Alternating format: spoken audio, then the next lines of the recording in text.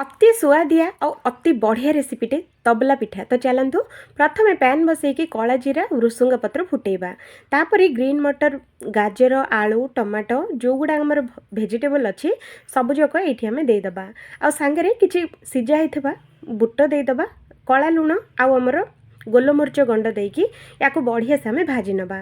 तापर ये देखूँ मु इडली बैटर ये मुझे तो आपण मैंने चाहिए फ्रेश भी बनई पारे। तो अदा रसुण पेस्ट आउ धनिया पत्र भाजी रखाई परिवा सबुतक ये आम देदेबा सांगे अल्प टिके गरम मसला और लुण देकी यहाँ बढ़िया से गोलई नवा। तो देखो फ्रेंड्स बैटरटा आमर पूरा पूरी रेडी हो जाइए। तो ये पिठा बनवाई आमको दरकार गोटे छोटिया तड़का पैनटे ता देहरे गोटे चामच तेल देकी गोटे चामच बैटर देकी आपको घोड़े 2 ରୁ 3 मिनट सिझेबा। एपट सेपट सिझे सारा पर देखंतु शीत दिन मिलुथबा तबला परिवार सांगे तबला पिठा एकदम रेडी। सब्सक्राइब निहाती करंतु। Thank you.